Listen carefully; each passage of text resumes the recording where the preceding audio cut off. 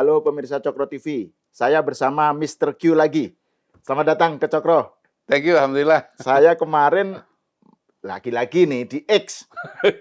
Dirimu tuh nggak punya akun, ya akun X, tapi trending. Nah, Iya. trending lagi nih. Iya. Nah, gara-garanya itu karena Mr. Q menemani Pak Jokowi kunker ya, belusukan Iya, ke Sulawesi Tenggara ya, di Sulawesi Kendari Tenggara, ya. betul. Dan kita lihat banyak videonya yang beredar, nanti kita bisa, tadi seperti yang ditampilkan di depan itu kan sebagian ya kunjungan ininya lah ya, apa yang dilakukan highlight. selama kunjungan highlightnya. Iya, gitu. iya. Nah ini saya kira menarik ini, saya pengen mendengar testimoni seorang Kodari ya, Iya. melihat bagaimana sih sebenarnya belusukan oleh Pak Jokowi pada saat udah menjelang lengser loh ini, menjelang selesai, dan masih mendapatkan respon antusiasme masyarakat yang luar biasa dan kelihatan genuine gitu. Apa penjelasannya ini? Bagaimana Anda melihat dari dekat dan dari teropong ilmiah lah gitu, fenomena Pak Jokowi ini? Iya, pertama yang menarik tentu dari kunjungan itu adalah saya bisa melihat secara langsung bagaimana angka-angka dalam survei itu, tingkat kepuasan yang 80% itu dalam dunia nyata gitu. Dan memang sangat amazing kalau buat saya ya, karena antusiasme masyarakat tuh luar biasa. Bukan cuma di kota Kendari, tapi juga ketika misalnya menyeberang ke Pulau Muna, ke Pulau Sulawesi itu kan seperti huruf K. Sulawesi Selatan itu kaki yang lurus, Sulawesi Tenggara itu kaki yang miring gitu. Nah, Kendari itu ada di ujung, Muna itu turun ke bawah lagi, itu Pulau Muna, lalu turun lagi ke Pulau Buton, ke bawahnya lagi yang terkenal sebagai tempat wisata Pulau Wakatobi, gugusan Pulau Wakatobi gitu. Nah, kemudian hari berikutnya itu kami ke Kolaka. Kolaka tuh naik ke atas menuju ke arah perutnya huruf K ini gitu. Nah, itu antusiasme masyarakat di Muna dengan di Kolaka itu mirip dengan antusiasme yang terjadi di Kendari gitu. Singkatnya Pak Jokowi ini memang bukan cuma terkenal di Kendari, tapi sampai ujung-ujung pelosok itu pun juga sangat terkenal. Kalau di Kendari itu saya khawatir pagar mal roboh.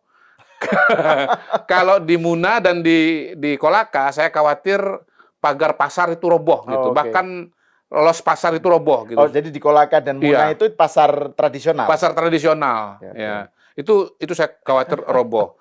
Dan histeria massa itu rasanya saya baru lihat dengan Pak Jokowi luar biasa. Sehingga pada hari pertama itu saya ditanya Pak Jokowi, gimana apa yang menarik dari hari ini?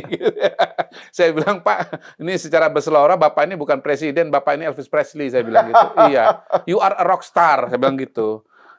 Rockstar Elvis Presley tanpa gitar. Gitu. Jadi saya melihat bahwa setiap kali beliau kunjungan ke daerah itu semacam pesta rakyat. Jadi rakyat itu berkumpul, rame, antusias, dirubungi oleh masyarakat gitu. Nah, dari satu titik ke titik yang lain, Pak Jokowi itu kadang-kadang 2-3 kali berhenti ketika dia lihat ada massa gitu ya. Dia berhenti. Nah, kan urutan mobil itu kira-kira depan tuh motor patwa, lalu mobil presiden, lalu mobil logistik yang membawa berkarung-karung kaos. Kemudian urutan-urutan mobil-mobil yang lain, perlengkapan presiden, mobil menteri dan seterusnya. Itu kami kalau beliau berhenti belum sampai tujuan, mobilnya diam aja. Nggak berani turun, nanti kalau turun di sana bergerak kan ketinggalan gitu.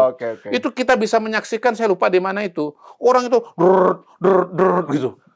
Ada yang mobilnya nggak dikunci, yang terbuka, ada yang motornya ditaruh begitu aja, ada yang istrinya ditinggalin. Ini kan kami kan diskusi ya, di mobil itu kan ada saya, ada Pak Mensesnek, ada Menteri PUPR, ada Menkes, kadang-kadang ada Panglima TNI juga. Jadi kami itu suka ngamatin gitu loh pergerakan massa gitu. Dan Pak Basuki, Pak Pratik yang ya sudah bertahun-tahun ikut, itu pun selalu geleng-geleng lihat antusiasme masyarakat ya. Luar biasa, di rumah sakit, di setiap sudut, baik petugas maupun juga pasien gitu. Yang tadinya pasien sakit tiba-tiba berdiri. saking saking antusiasnya. Itu jangan-jangan pasiennya juga diabaikan oleh perawat. Perawatnya juga, dokternya juga. Enggak ya. Tapi maksudnya gini, orang lagi duduk pun juga, wih kok berdiri semua gitu. Jadi mereka tuh pengen menjangkau Pak Jokowi. Karena itu momen langka kan. Histeris sekali. Jadi ya saya melihat orang histeris seperti itu.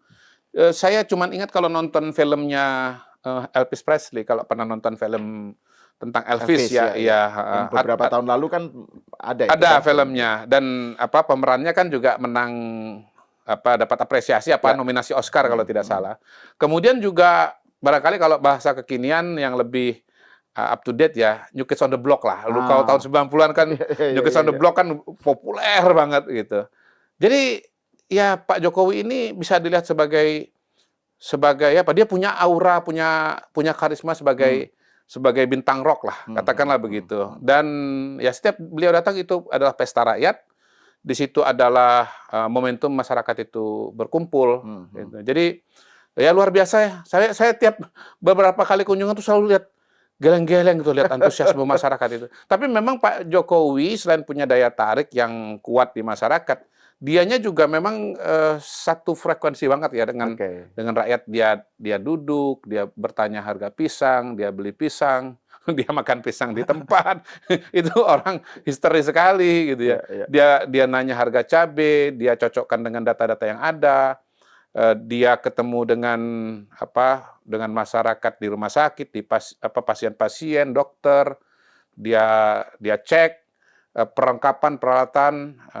Jadi begini, Menteri Kesehatan ini sekarang itu dia membuat kebijakan agar rumah sakit di daerah punya peralatan-peralatan standar, terutama untuk penyakit-penyakit yang prevalensinya itu paling tinggi. Dan daerah ini maksudnya puskesmas ya berarti? Ya? RSUD. Prevalensi yang penyakit yang berbahaya ya, misalnya kayak jantung, stroke itu tinggi. Jadi CT scan, mamografi dan yang lain itu dicek oleh Pak Jokowi. Dan Pak Jokowi bukan cuma ngelihat alatnya, tapi juga bertanya, ada nggak yang mengoperasikannya gitu. Nah pada titik itu kita nyambung dengan kebijakan terakhir dari Kementerian Kesehatan bahwa untuk spesialisasi itu dibuat model baru ya. Kalau selama ini kan di Fakultas Kedokteran, sekarang bisa dilakukan di rumah sakit. Istilahnya apa? In hospital kalau nggak salah ya. Nah kalau ini betul-betul terobosan. Kenapa? Kalau dulu itu dokter umum kalau ambil spesialis itu nggak boleh kerja loh, Mas. 5 tahun loh bayangkan. Nah kalau dia nggak boleh kerja, dia dapat makan dari mana? Jadi kalau nggak punya tabungan atau dukungan dari keluarga, sebetulnya dokter umum itu nggak bisa ngambil spesialis. Gitu. Yang kedua biayanya mahal. Nah kalau sekarang spesialis di rumah sakit itu tetap dapat gaji dan ya biayanya boleh dibilang itu di cover oleh rumah sakit. Nah kelebihan yang lain adalah bahwa dengan metode seperti ini ada percepatan untuk penyediaan dokter spesialis. Karena jumlah rumah sakit di Kemenkes jauh lebih banyak dibandingkan dengan fakultas kedokteran yang ada di Indonesia gitu. Nah itu gunanya apa? Untuk mengisi rumah sakit yang di seluruh Indonesia dan dengan peralatan yang ada. Nah kelebihannya juga kan apa tuh? Kelebihannya juga bahwa karena kemungkinan besar mereka yang spesialis di rumah sakit ini adalah orang-orang yang tinggalnya atau domisilinya nggak jauh dari situ gitu loh. Jadi nggak ada istilah mereka itu harus pulang kampung ya karena memang itu kampungnya mereka kok gitu. Jadi antara rumah sakitnya, peralatannya dengan dokternya itu harus satu kesatuan, satu paket. Nah, itulah kalau istilahnya Pak Mensesnek, itulah yang namanya sinergi kalau buat Pak Jokowi. Sinergi itu bukan cuma sekedar konsep umum dan normatif ya, tapi pada prakteknya itu adalah saling melengkapi. Termasuk juga soal waktu meresmikan bendungan ya, bendungan Ameroro. Itu bendungan bagus, indah gitu ya. Jadi di tangan Pak Basuki ini memang bendungan bukan cuma fungsional, tapi juga estetik gitu. Dia punya sense betul loh untuk soal itu. Sampai dibikin kayak anjungan selfie dan yang lain-lain. Nah itu beliau bukan cuma nanya bendungan atau bicara bendungan, tapi pasti dikaitkan dengan bibitnya bagaimana. Kalau kita bicara pertanian kan harus ada lahannya, ada petaninya, ada airnya, ada bibitnya. Bahkan di satu titik kalau nggak salah di Kolaka itu terjadi diskusi antara Pak Mensesnek dengan Kepala Badan Pangan, Mas Arief, mengenai mesin penggilingan padi gitu loh. Jadi sampai ke ujungnya itu juga dibahas. Ya, ya. Dan memang menurut saya kebijakan publik kita itu, kebijakan pemerintahan itu sebaik apapun yang dari daerah itu tetap harus ada view dari atas. Karena apa? Karena pertama kondisi dan kualitas pemerintahan daerah mungkin bervariasi. Yang kedua ada hal-hal yang mungkin tidak dilihat oleh pemerintah daerah tapi bisa dilihat oleh pemerintah pusat ya. Kayak rumah sakit di Konawe itu sangat bagus, keren banget, dan ternyata itu bukan APBN tapi pinjaman. Jadi pemerintah daerah pinjam kepada PT SMI, Sarana Multi Infrastruktur, dan kemudian dicicil oleh pemerintah daerah. Barangkali ya rumah sakit itu bisa begitu bagus, begitu kelihatan bersih, nyaman. Mungkin karena ini pinjaman Jadi ada rasa tanggung jawab yang lebih besar untuk mengembalikan pinjaman karena itu layanan harus lebih bagus supaya revenue-nya masuk gitu. Kalau rumah sakitnya nggak bagus kan revenue kan nggak datang gitu. Bagaimana mau bayar utang gitu. Dan ternyata ya nggak lama lagi utangnya itu akan selesai gitu. Jadi hal-hal semacam ini yang ketika momen belusukan, momen kunjungan Pak Jokowi itu yang Anda bilang view dari atas itu bukan hanya sekedar seremonial ya. Bukan, jauh. Jadi atensi kepada detail itu ini banget ya Pak Jokowi itu ya? Dicek gitu ya. Dicek. Nah, kayak misalnya ketersediaan terhadap peralatan di rumah sakit itu kan data makro bahwa prevalensi penyakit terbesar adalah ini, kemudian implementasinya sebagai solusi di lapangan itu kan dilihatnya di hasil belusukan ini, kunjungan ini gitu. Bagaimana misalnya kalau peralatan itu tidak ada di daerah, katakanlah di Kabupaten Muna tidak ada, maka orang yang kena serangan jantung, serangan stroke itu harus datang ke Kendari. Perjalanannya berjam-jam, jaraknya jauh. Nggak keburu selamat, Bos. Iya, karena ini dua penyakit yang istilahnya punya golden time atau golden moment. Lewat dari 3 jam, 4 jam, sudah tidak bisa dipulihkan lagi gitu. Jadi ini sesuatu yang ya memang harus dilihat langsung. Dan model rumah sakit di Konawe itu dipuji oleh Pak Jokowi dan ini harusnya bisa jadi contoh untuk tempat-tempat yang lain. Di Konawe itu yang tadi ya, rumah sakit yang punya kerjasama meminjam dari swasta gitu ya. Dengan begitu ada mereka kemudian harus meningkatkan pelayanan supaya income-nya bertambah dan seterusnya. Betul. Dan seingat saya memang bupatinya tuh populer sekali. Sekarang kan udah PJ ya. Dulu namanya siapa? Konggoasa, siapa begitu. Saya lupa nama lengkapnya itu. Tapi saya paham sekarang kalau beliau populer kira-kira karena dia memang punya kebijakan-kebijakan itu kelihatannya itu modern gitu. Nah, ini kalau kembali tadi kan Mr. Q kan bilang bahwa ini ikut bersama Pak Jokowi mendampingi belusukan itu adalah semacam mengalami sendiri apa yang terlihat dalam survei. Pak Jokowi itu kan survei kepuasan publik itu terakhir 77% atau berapa menurut indikator ya. Jadi Anda mengalami, dan menurut Anda itu seperti apa? Nah, terus yang kedua soal tadi harisma. Ini kita bahas soal meninjau soal Pak Jokowi belusukan ini dari sudut pandang sosiologi atau ilmu politik atau apa. Jadi gimana Anda melihat fenomena ini? Soal tadi kan ada nyebut soal harisma, kan ada penjelasannya itu dalam dunia ilmu sosial gitu. Ini saya cek rupanya namanya ada nih. Pak Bupati Konawe itu namanya Keri Saiful Konggoasa. Ini yang PJ-nya? Enggak, yang permanen. Sekarang udah selesai kan. Jadi dia sekarang digantikan oleh PJ. Tetapi rumah sakit itu inisiatifnya dibangun, pinjaman itu dibangun di bawah Pak Keri gitu. Jadi pertanyaan pertama apa tadi? Enggak, soal kan tadi Mr. Q bilang bahwa saya tuh melihat sendiri apa yang selama ini kan cuma hanya dari survei gitu loh. Ini saya lihat sendiri. Iya. Jadi bahasa saya gini dengan Pak Jokowi. Pak, saya itu pada hari ini posisinya sudah ainul yakin. Ini kan kalau sebelumnya kan hakul yakin. Hakul yakin itu yakin betul karena metodologi ilmiah yang sudah proven kan. Yang ada di kampus-kampus yang sudah diterapkan di mana-mana dan notabene ya sudah aku yakin karena sudah dibuktikan berkali-kali gitu. Termasuk tentu saja dalam Pilpres 2024 sekali putaran. Betul. Tapi hari ini Pak saya ainul yakin. Ainul yakin itu apa? Ain itu kan bahasa Arab artinya kan mata kan. Jadi yakin karena menyaksikan dengan mata kepala sendiri. Jadi penubuhan dari konsep popularitas Pak Jokowi yang 80% itu saya lihat langsung dengan mata kepala saya gitu loh. Bagaimana antusiasme masyarakat gitu. Sehingga saya berseloroh ketika ditanya dengan wartawan, kan ketemu wartawan kan, ditanya oleh wartawan, bagaimana Mas, apa yang dilihat? Saya bilang, wah, survei indikator 77,5% itu salah itu. Harusnya 90% kalau lihat antusiasme masyarakat gitu ya. Selorohnya Mr. Q itu kemudian jadi judul. Jadi judul. Indobarometer, Pak Jokowi popularitasnya 90%. Terus yang nggak seneng, nggak mungkin. Pinter banget bikin berita. Loh, tapi bukan salah saya ya. Saya tuh nggak pernah bilang ini survei Indobarometer 90%, nggak pernah. Saya kan udah bilang berseloroh. Ada videonya kok. Bercanda gitu loh, 90% gitu. Tapi ya karena sudah ada salah paham juga dalam tanda kutip nih ya. Ya mungkin sengaja juga mereka nulis begitu buat sensasi juga kan gitu. Karena kelihatannya media-media yang nulis begitu itu bukan media yang tier 1, bukan tier sekian lah gitu ya. Memang biasanya cari sensasi kan gitu. Tapi ya saya klarifikasi saja. Justru di situ itu sebetulnya saya mau mengatakan bahwa pentingnya riset ilmiah. Nggak bisa pandangan-pandangan satu orang yang karena subjektivitasnya akan sangat tinggi dan dia tidak representatif. Jadi kalau hanya mengandalkan pandangan mata, ini 90%, bahkan 95% kan gitu. Tetapi kita nggak boleh mengandalkan pada pandangan orang per orang yang sering terjadi dan dipraktekkan justru oleh elit politik. Wah, Pak Jokowi itu di mana ngetopnya? Dia tuh nggak bagus gini. Di tempat saya nggak ada yang dukung gitu. Nah yang sering pakai begini nih Rocky Gerung tuh. Saya ketemu dengan seorang anak muda. Dia merasa tidak puas dengan Pak Jokowi. Jadi yang kecil ini dianggap seperti seolah-olah besar gitu.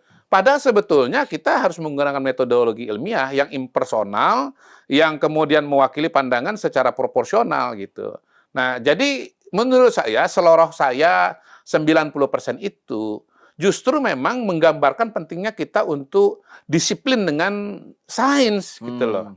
Kalau mengandalkan pandangan-pandangan pribadi seorang Kodari atau seorang Sahal atau siapapun ikut Pak Jokowi, wah ini 95% ini.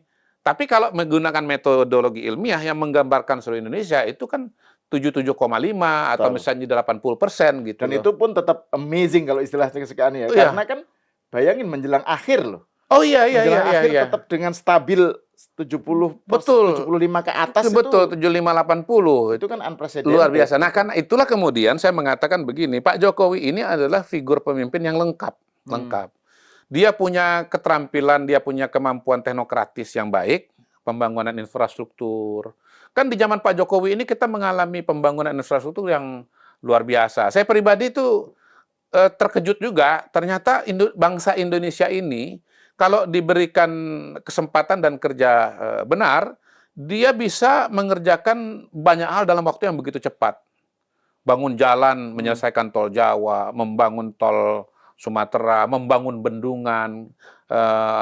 Aumeroro itu bendungan ke-40 yang sudah diresmikan oleh Pak Jokowi. Dengan hanya dalam waktu kalau nggak salah 6 bulan itu menyelesaikannya. Jadi manusia Indonesia itu manusia yang terampil. Jauh lebih terampil daripada yang kita duga ketika dulu itu kok pembangunan kayaknya lambat banget gitu loh. Kalau Pak Basuki ditanya, saya kan tanya, Pak, kok Bapak bisa begitu cepat, begitu masif mengerjakan banyak hal gitu. Saya kan punya julukan buat Pak Bas, Raffles modern. Kalau Raffles zaman dulu kan membangun Anyar Panarukan kan, Jalan Jawa itu kan gitu. Nah, ini kan yang menyelesaikan jalan tol ini kan Pak Basuki. Modern day Raffles. Modern day Raffles, thank you ya. Nah, kalau pakai bahasa mitologi Pak, ini Bapak ini Bandung Bondowoso. Bandung Bondowoso kan membangun candi dalam waktu 1 malam. Gitu. Betul. Kok bisa begitu Pak? Ya soalnya saya nggak ada kepentingan, dia bilang. Saya nggak ada kepentingan, jadi nggak ada kepentingan pribadi. Maksudnya pokoknya semua harus berjalan sesuai dengan logika rasionalitas pembangunan, sesuai dengan logika teknokratis saja gitu. Ya punya kemampuan teknokratis yang sangat baik ya, tapi di sisi yang lain beliau ini juga punya elemen populisme gitu loh. Punya Pak Jokowi ya, bukan Pak Bas ya. Tapi Pak Bas juga populer. Beliau tuh kalau naik mobil kan duduk di depan gitu ya. Kalau dia buka kaca itu, Pak Bas gitu. Jadi saya bercandain, Pak Bas ini bilang nggak ada DNA pemilihan apa calon kepala daerah, kan dia kan diwacanakan calon gubernur Jakarta kan ya. Menurut saya ada loh Pak, kemana Bapak pergi dipanggil loh, terkenal loh Pak Bas itu, terkenal. Dan image-nya itu kan sosok yang kerja keras, terus get things done, ya, Iya. dan lucu, Iya, dan betul. itu nyantai, itu main musik, iya. apa Ya, saya kira kenapa Bendungan dan yang itu bisa indah karena dia memang ada darah seninya. Iya, betul. Dan memang orangnya kan memang betul-betul santai, betul-betul suka bercanda, suka ngerjain dan yang lain-lain gitu loh. Jadi elemen populis kembali ke Pak Jokowi, elemen kerakyatannya itu juga kuat banget. Nah, elemen kerakyatannya ini kan itu yang saya sebut sebagai karisma itu. Gitu. Charismatic leader ya. Charismatic leader. Dia sangat karisma itu kan kalau definisinya adalah rasa kagum dan dukungan kepada satu figur pemimpin ya. Jadi dia itu mendapatkan dukungan bukan menggunakan kekerasan, bukan menggunakan paksaan, tetapi dengan menggunakan rasa kagum orang gitu. Ada dua elemen. Pertama memang dia sangat merakyat, bahasa tubuhnya juga sangat, gesturnya juga sangat down to earth gitu ya. Dia di sisi yang lain itu juga didukung oleh capaian-capaian dan kerja-kerja pemerintahan yang juga nyata gitu. Karena kalau kata Pak Jokowi kalau hanya populisme biasa itu namanya pencitraan. Tetapi kalau ada kinerja itu yang namanya pemimpin gitu. Jadi kombinasi antara kekaguman terhadap kepribadian dengan memang apa yang dia kerjakan. Jadi itu yang membuat dia menjadi sangat-sangat powerful ya, Mas Sahal ya. Jadi bukan hanya kepribadiannya, tetapi juga karena pekerjaan yang dia lakukan gitu, capaian-capaian yang dilakukan. Kalau dalam kan tadi saya menyinggung soal bagaimana melihat fenomena Pak Jokowi ini, leadership-nya lah ya, dari sudut pandang ilmu sosial gitu kan. Tadi Mr. Q nyebut soal charismatic leader sebagai Weber, Mas Weber nih yang terminologinya ini Mas Weber ya. Nah, kalau leadership dalam pengertian Weber yang karismatik itu kan biasanya yang banyak itu sumber otoritasnya, sumber karismanya, itu kan dari misalnya kiai gitu ya, dari ketokohan karena basis keagamaan. Atau misalnya Khomeini, populis apa itu kan contoh-contoh pemimpin karismatik yang dilawankan dengan pemimpin yang birokratik rasional, yang teknokratik itu. Jadi teknokratik itu kan pemimpinnya nggak terkenal, nggak populis, tapi rasional. Gitu. Pak Jokowi ini mematahkan teori Weber ini. Nah itu maksud saya. Jadi dikotomi itu nggak ada di Pak Jokowi. Dua-duanya terkombin ya dalam Pak Jokowi. Iya, Pak Jokowi ini mematahkan teori Weber itu. Nggak ada tuh dikotomi rasional birokratis dengan karismatik itu. Nggak ada gitu. Dia punya dua elemen itu. Atau kalau nggak mematahkan, mengkombinasikan, mensintesakan dua tipologinya Weber ini. Diffuse ya kurang dramatis. Ya udah. Aku sebenarnya nggak enak sama Webernya gitu. Ya wes, tapi oke, itu mematahkan aja deh. Dia mengkombinasikan dua-duanya gitu. Dia mematahkan dalam pengertian yang tadinya dianggap dikotomi itu ternyata bukan dikotomi, Chief. Bagi Pak Jokowi itu bukan dikotomi. Justru buat Pak Jokowi karismatiknya itu nggak akan kuat kalau nggak ada teknokratiknya, nggak ada rasionalitasnya. Dan rasionalitas seorang pemimpin itu baru bisa berjalan dengan maksimal kalau dia punya karisma. Itu maksud saya gitu. Mungkin dalam realita sehari-hari ini dua sisi gitu. Pak Harto misalnya teknokratiknya sangat kuat. Tapi aura populismenya kan lemah gitu. Bung Karno, aura populisme sangat kuat, tapi teknokratiknya lemah, berantakan. Inflasi tinggi, pembangunannya tidak optimal dan seterusnya gitu. Ya tapi itu nanti diskusi tersendiri lah ya. Tapi Pak Jokowi ini membuat dua itu tidak terpisah, tapi justru dikombinasikan atau digabungkan gitu loh. Dan ini menarik kalau misalnya ini kan Pak Jokowi mengkombinasikan antara teknokratik, rasional dengan karisma populis ya. Kalau jadi ada Pak Jokowi yang karismatik, tapi juga ada Nela Karisma. Penyanyi dangdut. Oh, penyanyi dangdut. Nela Karisma itu juga itu punya karisma juga. Iya. Jadi dia gini, ngikutin nggak Nela Karisma itu? Pernah dengar sih. Judul lagunya apa? Lupa saya. Bukan dangdut sih, koplo yang inilah ya, bukan dangdut. Pantura. Oke, kita kembali ke laptop. Jadi kembali ke soal tadi Anda mengawal, bukan mengawal, menemani Pak Jokowi, ya. Melihat dari dekat. melihat dari dekat, Riset belusukan. partisipatoris. Nah itu kan ada beberapa cerita ya mengenai Pak Jokowi yang ini gimana, kan nggak bisa ditiru ya. Orang pemimpin kalau melakukan belusukan belum tentu seperti itu, gitu ya. Terus juga staminanya itu, kan ini sudah sekian tahun dilakukan Pak Jokowi. Tanpa henti, tanpa apapun selalu dia melakukan itu. Benar. Terus staminanya gimana itu bisa? Kan pasti Mr. Q ngelihat kan dari dekat. Jadi apa yang membuat dia begitu ya itulah begitu ya nggak kelihatan capek apa gitu dan dia dapat energi justru dari ketemu dengan masyarakat, Mas. Itu penjelasannya. Kita memang capek sekali. Dari pagi 7.30 tuh udah jalan gitu. Pulang tuh udah sore gitu. Malam dia itu masih ada acara lagi kita ngajak ngobrol segala macam. Hari pertama itu saya ngobrol dengan beliau dengan Pak Pratik itu. Pak Pratik itu sudah pamit karena udah ngantuk itu. Udah berdiri, mau ngomong lagi beliau kan. Yang kedua kali Pak Pratik berdiri, saya ikutan berdiri karena saya ikutan Pak Pratik ya. Kalau ibaratnya kita nggak jalan tuh ngomong terus. Energinya luar biasa. Tapi penjelasannya adalah di luar cerita, misalnya beliau suka minum kunyit, teh kunyit segala macam ya, jamu tradisional, adalah karena memang energinya datang dari ketemu dengan masyarakat. Beliau ini kalau ketemu masyarakat itu kayak setrum itu, kayak mobil listrik itu, gitu loh. Jadi jalan tapi sambil ngecharge. Dan karena charge-nya ini voltase tinggi, dia tenaganya makin nggak habis-habis itu, Mas. Jadi itu nggak habis. Jadi memang beliau ini berbakat di situ. Kalau saya sederhananya begini, ya orang itu kalau mau tahu dia politisi betul atau tidak, cek dia ketemu dengan orang banyak, itu energinya habis atau tambah. Gitu. Saya ini bukan politisi. Saya kalau ketemu banyak orang, apalagi dari middle low gitu, energi saya habis.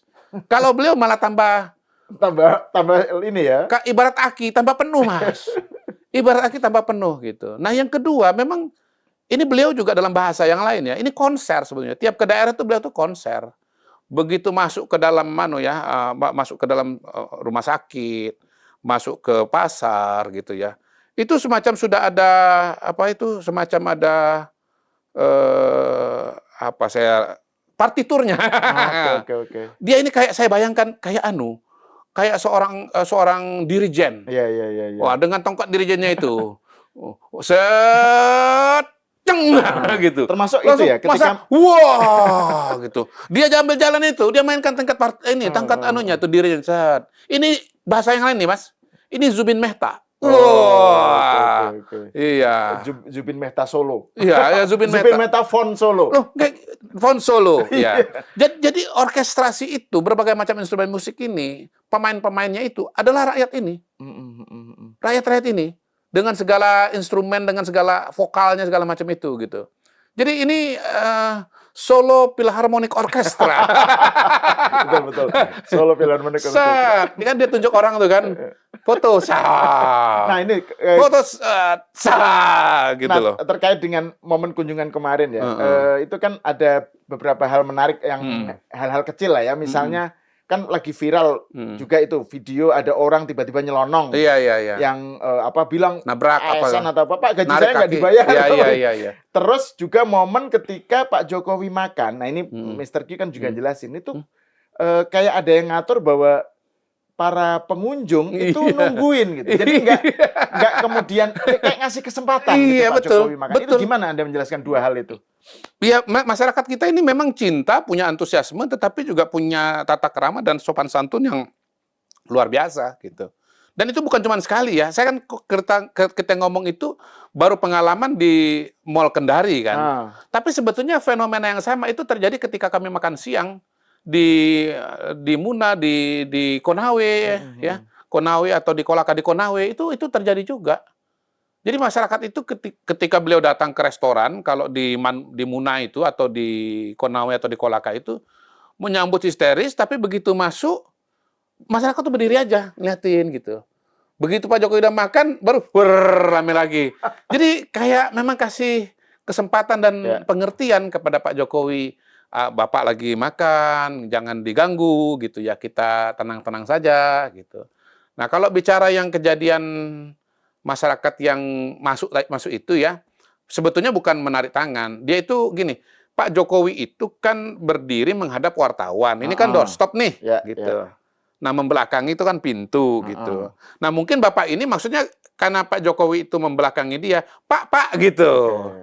Ya sama aja kalau masalah ngadap ke sana, saya mau ngajak ngomong kan pasti gini, Mas, gitu. Ya, tapi kalau dari video tuh dia berarti ngelewati Kodari dulu ya? Iya. Jadi urutannya begini, ini adalah wartawan, ini beliau, ini kami gitu ya. Nah, beliau tuh datang dari sini. Si orangnya gitu. itu, si orang itu datang. Nah, karena Pak Jokowi lagi press conference, tentunya jangan mengganggu kan. Disitulah diintercept oleh Walpri, pengawal pribadi, diintercept gitu. Nah, Pak Jokowi goyang itu juga bukan karena orang ini narik tangan, bukan. Tetapi karena Walpri itu mengintercept Bapak itu, Pak Mahyudin itu. Nah, Pak beliau itu kan, saya udah gajinya 6 tahun nggak dibayar negara kan gitu. Itu satu sisi. Nah, saya kan semobil dengan Pak Gub, Pak Anda Previanto. Pak Andap itu karena Komjen ya, Purnawirawan, tentu dia infrastruktur informasinya juga sangat lengkap. Jadi dia selalu melaporkan ada dinamika-dinamika. Ya, cerita bahwa menurut informasi beliau ini sebetulnya memang pernah diangkat jadi sekda, tetapi kemudian diberhentikan oleh pusat. Karena pada saat pengangkatan itu ada masalah dengan administrasi atau surat-surat beliau. Jadi sudah diberhentikan gitu loh.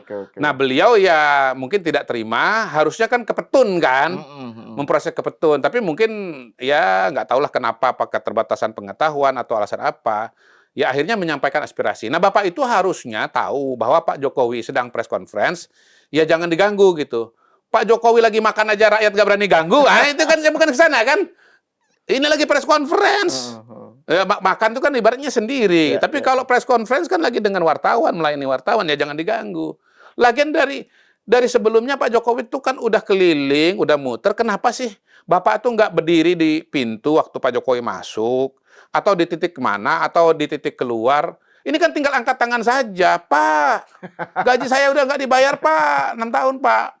Ini sebetulnya Bapak sama aja dengan mereka-mereka yang minta, Pak, minta foto, Pak. Gitu aja. Atau ada lagi yang waktu itu kapan itu? Pak, minta kaos, Pak. Gitu. Enggak itu loh, Pak, mumpung Bapak belum masih jadi presiden, tolong Pak itu sertifikat tanah saya, Pak. Iya, kayak gitu. Sebetulnya gitu aja. Sebetulnya sama. Sertifikat tanah saya, sama. Pak, dipastikan beres dulu, Pak.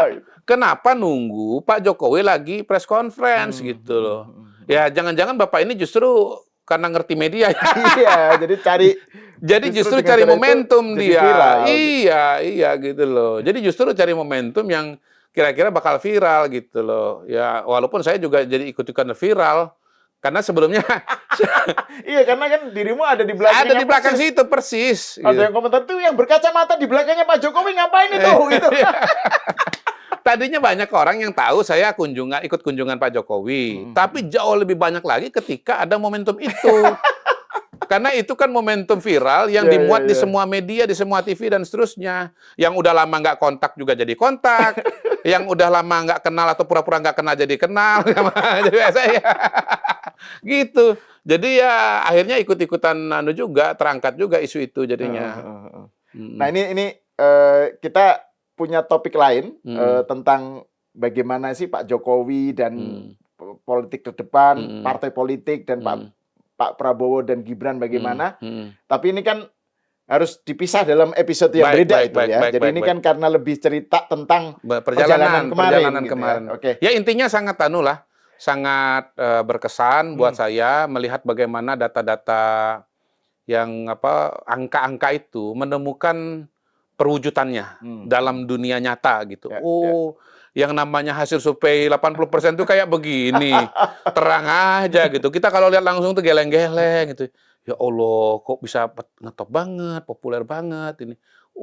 Ternyata rakyat Indonesia itu ya cinta betul sama Pak Jokowi. Kalau didatangin tuh seneng banget gitu. Dan ya, saya terima kasih lah dengan Pak Jokowi karena diajak, karena ilmu melihat sendiri, Ainul Yakin tadi itu ya. Melihat Ainul Yakin, melihat dengan mata kepala sendiri bagaimana konsep karisma dari Weber itu dalam dunia nyata. Sekaligus juga konsep Weber dalam bukan cuma pemimpin karismatik tapi juga pemimpin rasional birokratik itu terpenuhi, digabungkan ya. Jadi Pak Jokowi terima kasih kunjungan ini telah menghasilkan teori baru mengcounter Max Weber ya oleh Max Kodari. Benar-benar. Max Kodari. Jadi Mr. W di counter sama Mr. Q. Iya. Kan Gitu. Max Weber, Mr. Iya, W Max Weber, kan. ya. Max Kodari. Oke.